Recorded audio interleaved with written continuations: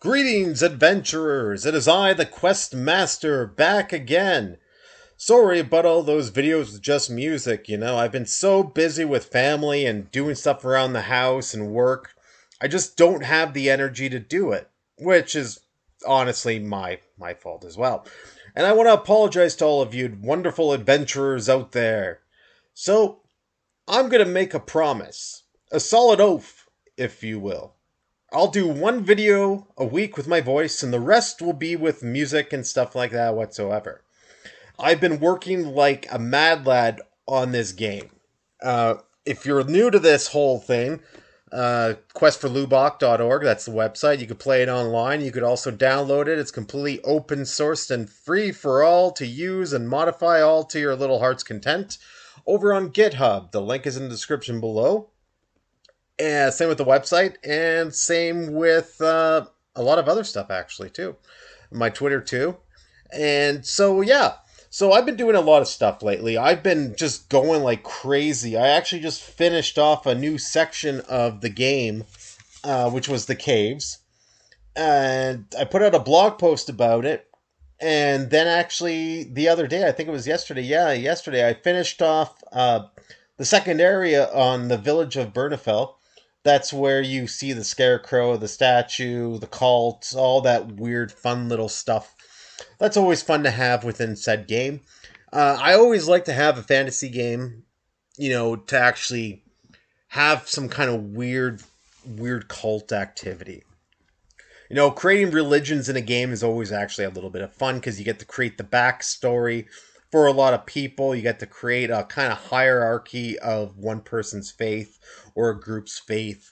I shouldn't really call it a cult, but that's what it is. There's several cults scattered about the entire region, the entire province, and I'm actually quite happy that I've actually reached the mark 1,404 rooms.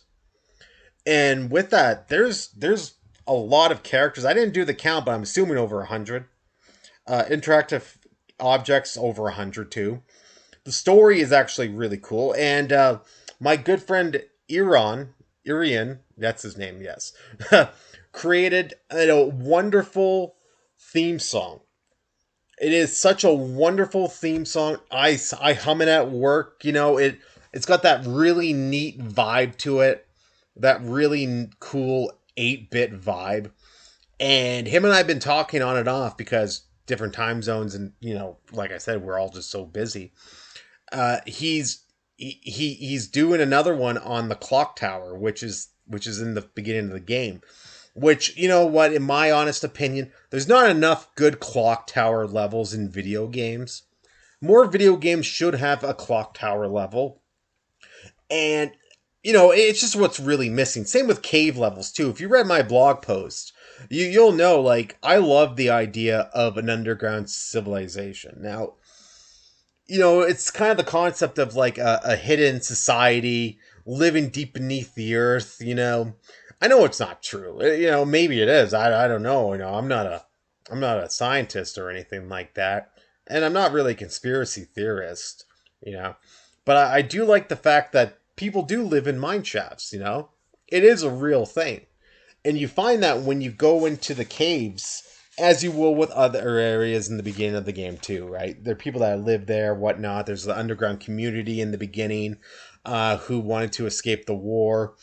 And to me, that's always the best. It always leads to a nice little adventure to see what these people were doing, how they're doing it, how they're living. And then you kind of go from there on in to another portion of it where you're going through this village and you're going up to it and everything, and it just really works out well. Like this new portion I'm actually working on, that I did all the mapping and the directional and all that stuff. It's for a swamp, a section of the game that's going to be in the swamp, and it's a lot of fun being able to take the character, have this huge world map, and it's all laid out.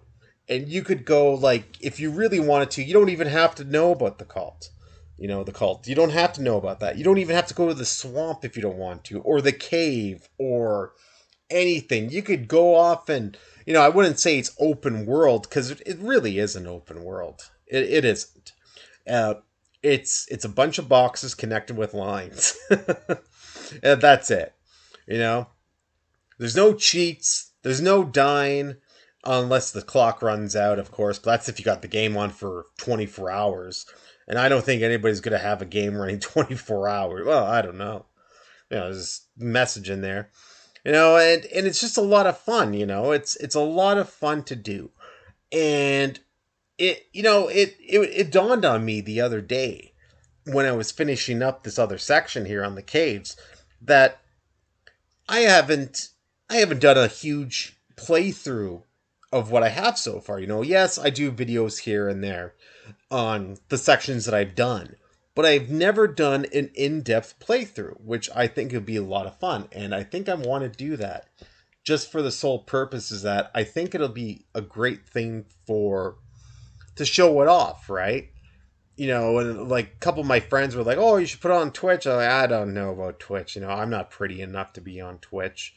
Do a live stream on YouTube. I don't know the first thing about that. I'm an old chunk of coal. I'm just so old. I'm actually not. But, it's good. It's great to do videos like this because I know a lot of people, probably not a lot of people, a lot of people on Twitter, retweet what I say and stuff like that. That's because I have a million hashtags. And, I just want to promote this game and so people can have fun. I want people to have fun. That's the whole kit and caboodle about this game is that it's about having fun. It's written in BASIC, it's all open source. People still learn BASIC in school. That's where I learned BASIC in grade school, in high school. So I don't know, maybe somebody will take this and run with it. Cuz you know what? It's a great educational tool.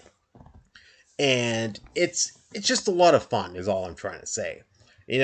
I love doing these videos. I love expanding the game. I love writing the blog posts. I love connecting with fans on Twitter. And yes, it does get repetitive for me to post stuff and to share it. It just feels kind of like it's a lot of fun, but there's also a non-human element to it where it feels like I'm just screaming at a brick wall and jumping up and down, waving my arms. Hey, check this out, everybody. Check this out. Can anybody see it? And that's what I feel like sometimes. But you know what? I'm never discouraged and I will never stop because this is a fun adventure and I know a lot of you people will love it because I'm making this for everybody. Text adventures these days, the good ones are very overlooked. A lot of people don't have the imaginations like they used to in playing text adventures. It takes a very special, gifted person to appreciate a fine text adventure or interactive fiction. It takes a lot of getting used to. Like a fine cigar or a bottle of wine or swordfish and caviar off the coast of Greece.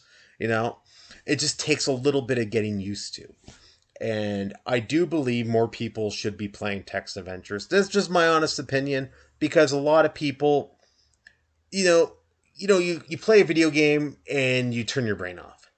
You just shut down. And video games are supposed to be fun, but they're also supposed to be puzzling and challenging.